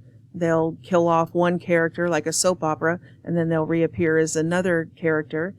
And that many of these occult families do ritually abuse and sex traffic their own children. Like Johnny Gosch, it was his own father, his mother. You know, I played the interviews with Noreen that she said he had never done his newspaper route by himself ever in his life. His dad went with him every single day. But that day that he got kidnapped and disappeared, his dad got a phone call in the morning and he said, okay, and hung up, well, like in the middle of the night, you know, like 4:00 in the morning before he went out to do his newspaper route, and then told him to go out by himself that day. And that's when he disappeared. His dad was also picked out of a lineup as one of the people in the Franklin cover-up case with the Boys Town pedophilia ring and the Larry King and the Republican Party and all of that. Those boys picked Johnny Gosch's dad out of a lineup, several of them, that he was one of these people in this pedophile ring, and that he had basically sacrificed his son into that lifestyle. But he turned up again in politics, you know, during the Bush administration. There he was as like some sort of reporter. And people would theorize that Patsy Ramsey had sexualized her daughter from the time she was a toddler. She always had her dressed in makeup and grown-up clothes and, you know, exploiting her, and also was obsessed with her being famous because Patsy Ramsey was this beauty queen and all of that, and she wanted her daughter to go into show business. So did she make a deal with the devil, you know, to get her daughter into this position or whatever? Who knows? But there's no doubt that there is an inordinate amount of celebrity lookalikes and strange situations like this. But that's neither here nor there. That's just a toss in. The real takeaway is how MK Ultra has weaponized the music industry for hypnotic suggestion and behavioral modification, which I'm going to show you gangster rap next. But I wanted to point this out. If you go to my website down to the section that has this big frequencies title, and right here, the first video on the top left, music has been frequency weaponized since the 1940s. There's a lot of really important evidence in there that goes all the way, well, back to the 1940s, right? Back to the Nazi regime and how they actually changed the hertz worldwide. What are the odds of that? That every symphony, every band in every country would agree to change the keys, how everyone tunes their instruments from 440 hertz to 432 hertz. So there's a lot of patents and information in there about dissonance, how they keep people in a state of unease, you know, in addition to what we're talking about with hypnotic suggestion and everything. So if you haven't seen that, you might find that interesting. And I personally believe that these keys in music do more than just influence mood and that type of thing. I believe that that's exactly what the Bible is talking about when it talks about the key of Solomon and when it's talking about the key to the bottomless pit, that the angel was given the key to open the pit, sort of like the MK Ultra experiment at the Travis Scott concert. Those entities that everybody reported seeing, those shadow beings, those were not augmented reality in the sense that it was just in somebody's head. They were able to capture those on their cell phones. And that's why I keep using the analogy of Stranger Things. This is where we get into the Stranger Things part of the MK Ultra experiments and the Montauk experiments, which is exactly what the Stranger Things series is based on. And you'll notice Stranger Things is not just about the experiments on the children in the underground bases. They literally unlock something. They unleash something into this world. It's really all about the alternate realities that they discovered in the process of doing these MK Ultra experiments. But we'll start that segment next. Right now, I think I have 2 more clips that I want to show you about the music industry being weaponized. Okay, on to the MK Ultra project that was launched in the 1980s and the 1990s. Behavioral modification through hip-hop and gangster rap.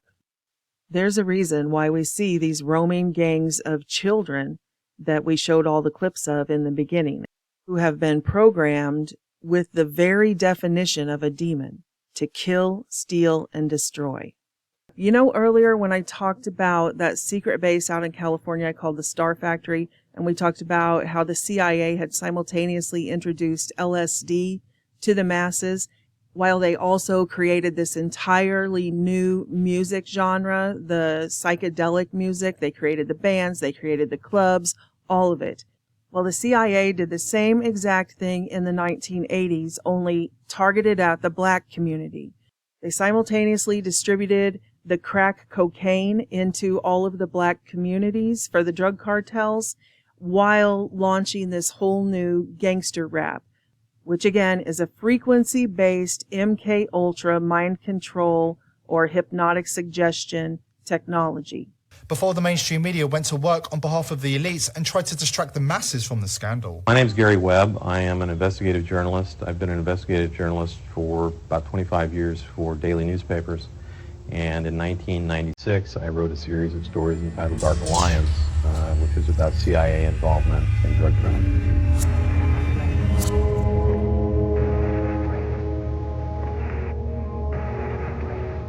What my story showed was that the cocaine that was being sold in those neighborhoods was coming from mainly one source, and this one source was being used to finance a guerrilla war in Central America.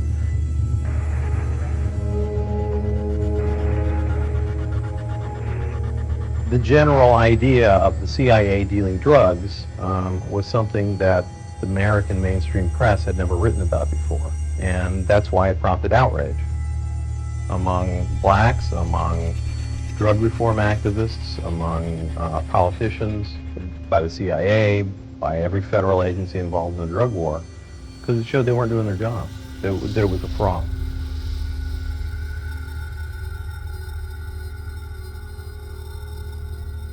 Well, right after we published the stories, the support we got from the media was very favorable.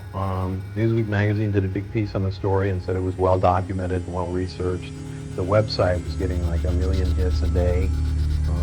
There were marches in Watts, there were marches in Compton and candlelight vigils. Every California senator demanded an official investigation. So the story itself was really building momentum. The government reaction was no reaction. And this, I believe, was a very careful strategy, because nobody was going to believe the government if they came out and said we didn't do it. The proof was fairly overwhelming, since we had all these government documents showing that it had happened. So what happened was they let the so-called liberal press speak for them. And they had the national security reporters at the Washington Post, who coincidentally used to work for the CIA, write stories saying, it doesn't mean anything.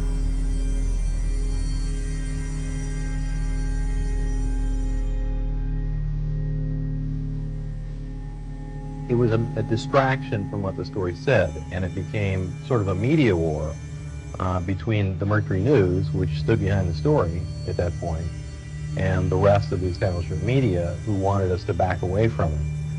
But the elites were not satisfied with merely corrupting America's youth, sowing division in society and flooding the streets with crack cocaine. They also wanted to enrich themselves further, while separating families and driving much of the country into grinding poverty. The CIA worked in tandem with the music industry elite to create a funnel in which young people would be indoctrinated with brainwashing gangster rap music, introduced to a life of crime, and then delivered to the highly profitable private prison system. In order to create this funnel, the CIA introduced music industry owners to the private prison industry.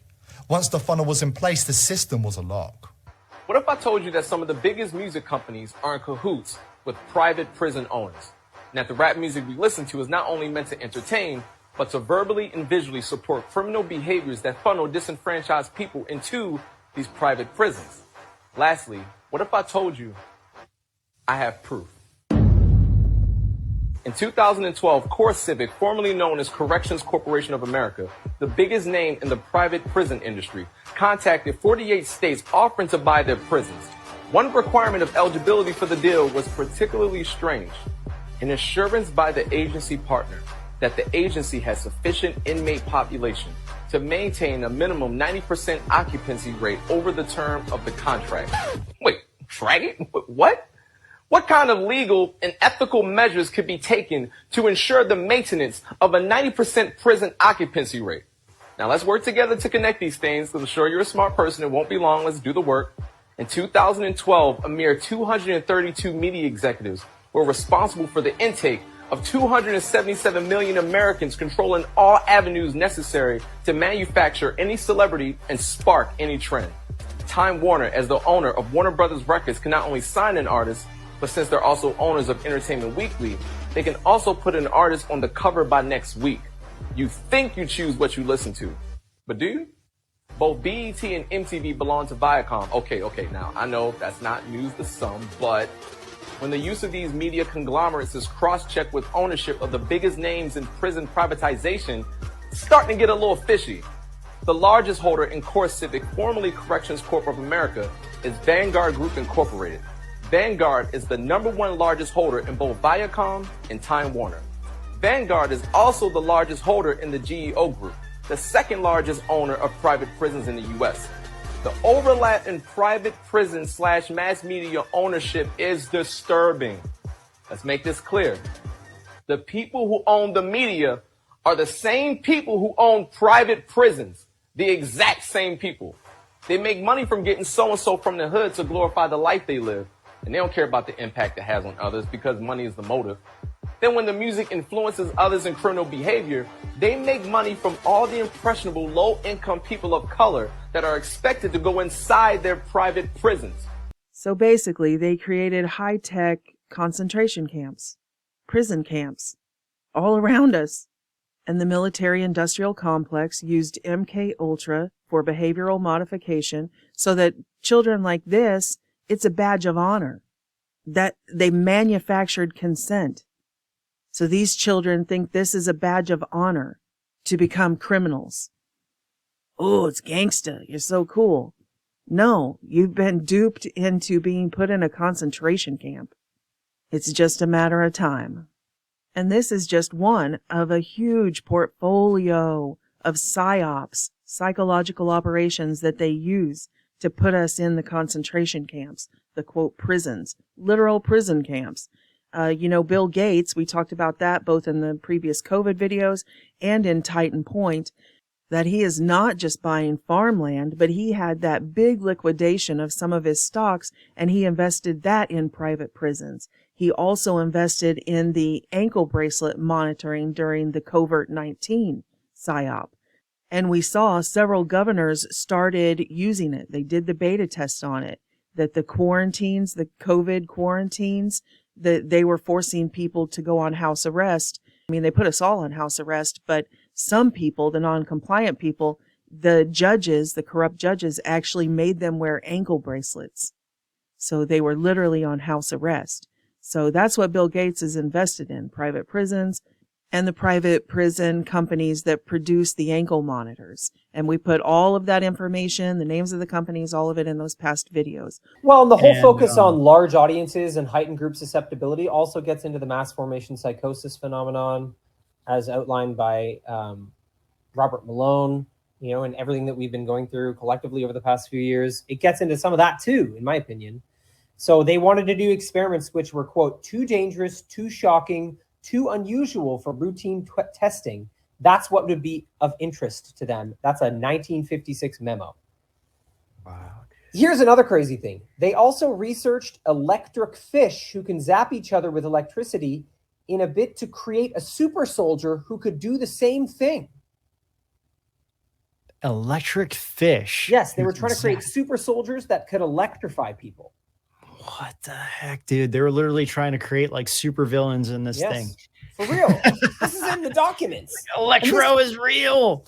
And this article is great because it's this guy who runs, I think it's called the Black Vault. He's been fighting with the CIA to get these documents for years. He's made like, I think something like 90,000 FOIA requests to try to get these documents. He's just been going hard up against them.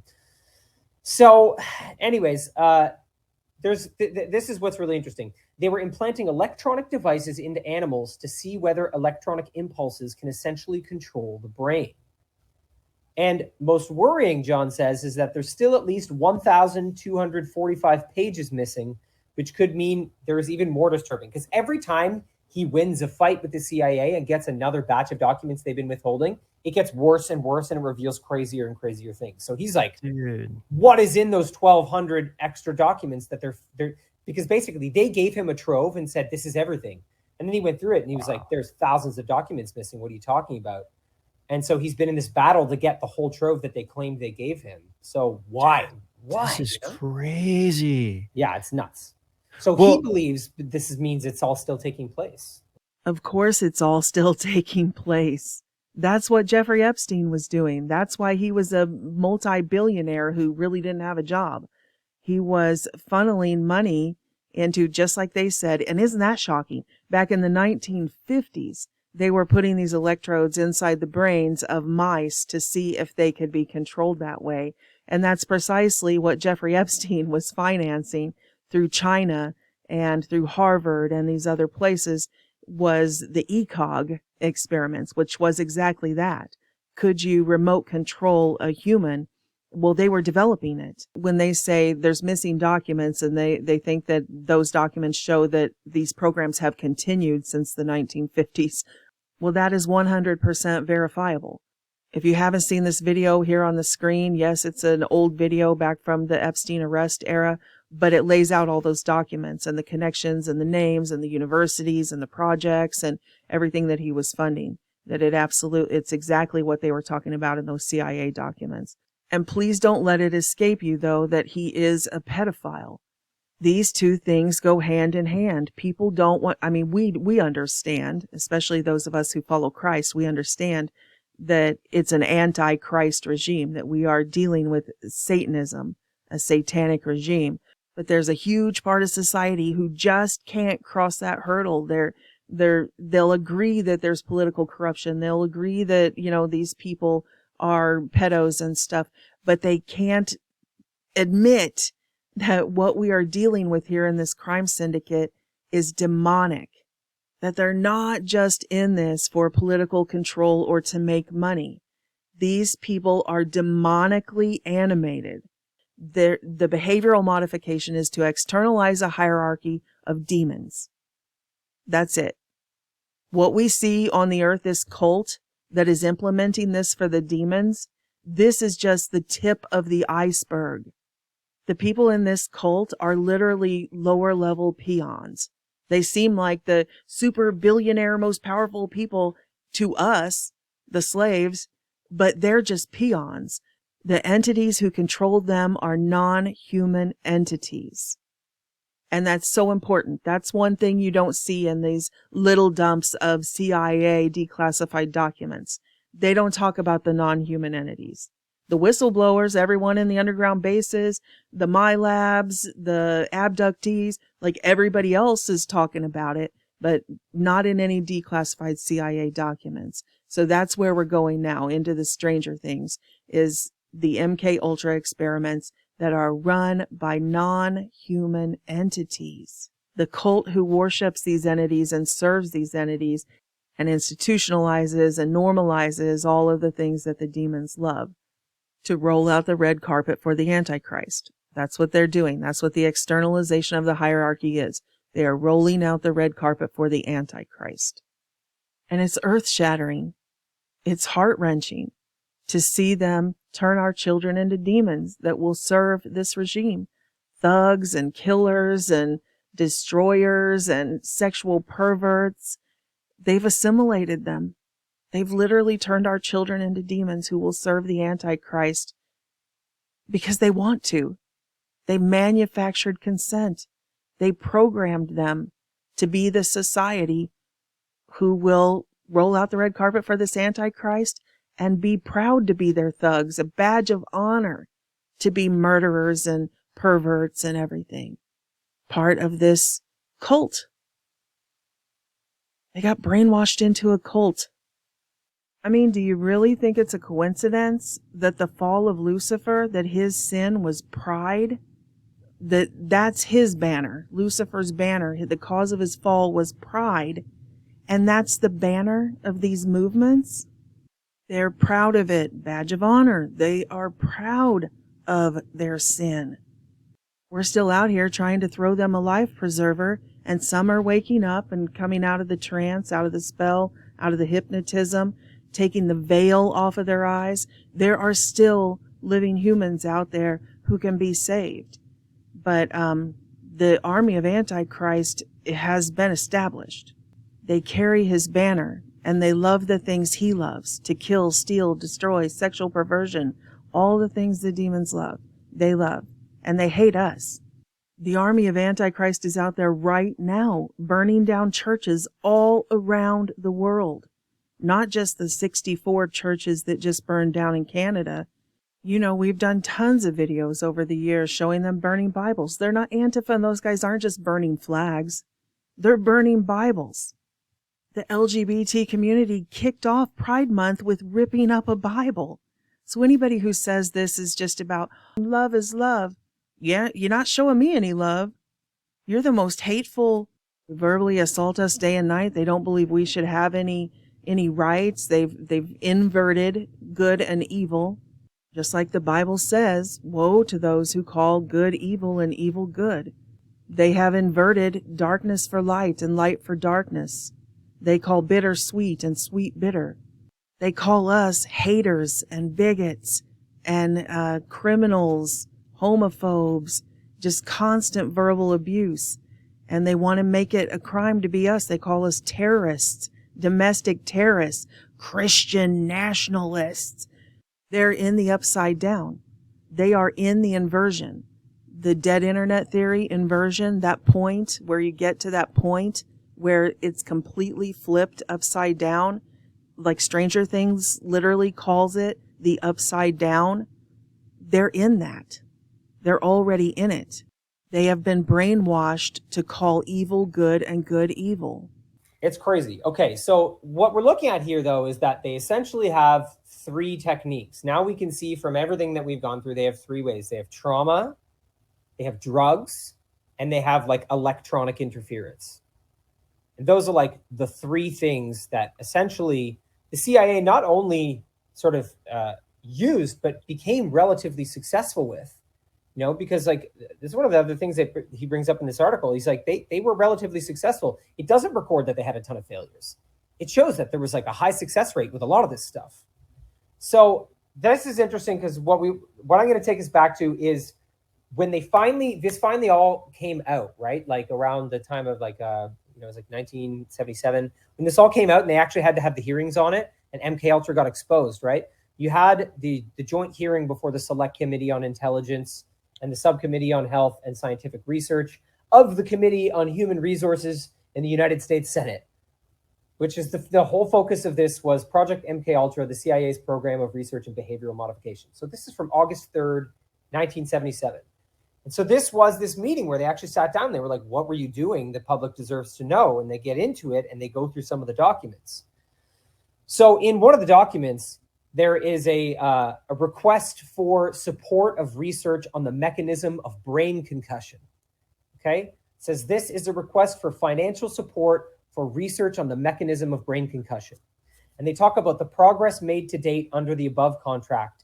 And they summarize it with a number of things. They have research facilities, that's A, and then B is personnel. Check out what they say about personnel, because this has to do with the academic institutions and research institutions that the CIA was using. So for example, like here in Canada, you had, I think it was McGill University. You had universities and labs all over Canada and America that the CIA put funding and projects into. So this is what they're talking about. Quote, both full-time technical personnel and part-time professional research personnel have been acquired and indoctrinated relative to their specific function. So they're talking about having indoctrinated personnel in these institutions all over North America to perform their experiments. And this is fully disclosed in front of the US Senate in 1977. Wow. So then they get into the technical progress made under the current contract. They're looking at specialized instrumentation and numerous testing techniques. They're looking at like all these different ways of creating what they're calling this brain concussion. Because what they were fascinated by was when people get certain kinds of concussions, they get amnesia. They can't remember what happened before the concussion. That's so true. Right? So they wanted to duplicate that in an artificial way without actually hitting the person. They wanted to see if they could create the conditions of a concussion artificially so that someone would have amnesia of what had just happened.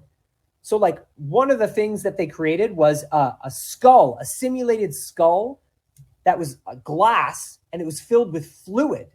And they would like concuss this or like fire vibrations at it. They would do all these things to this simulated glass skull to try to create these conditions.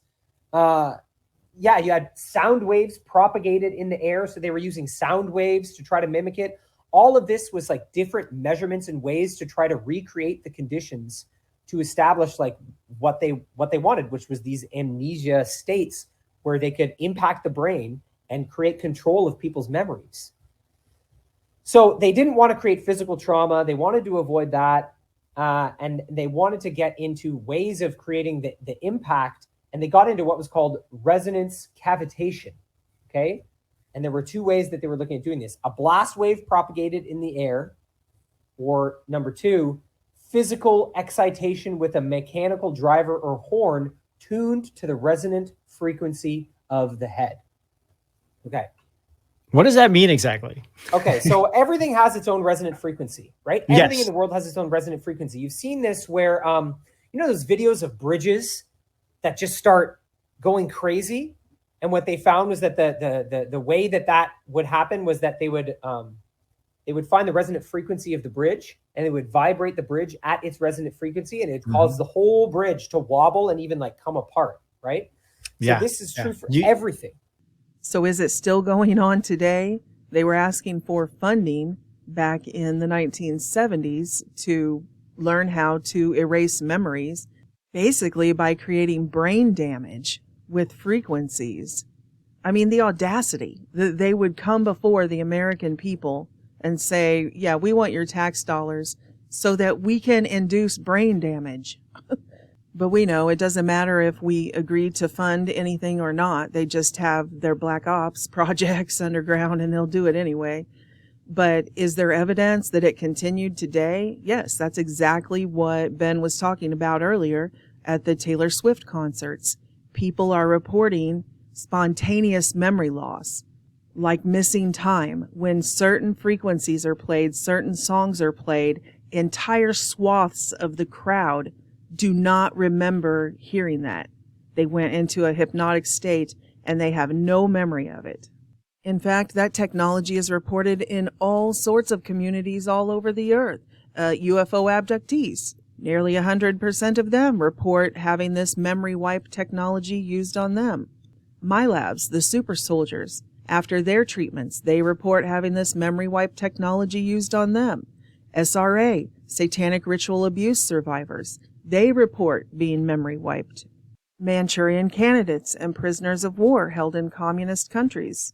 Programmed assassins and school shooters. Maybe that's why Robert Kennedy Jr. is releasing these MKUltra documents, because he wants to open up a conversation about his father's assassination. Because Sirhan said he didn't remember. Like, he had a gap in his memory from when he went in there. And we know about the Patsy, and we know about the CIA and the multiple gunshot holes in all of the frames and the walls and stuff and everything that was covered up. The same thing with JFK, that there was more than one shooter. We know all of that.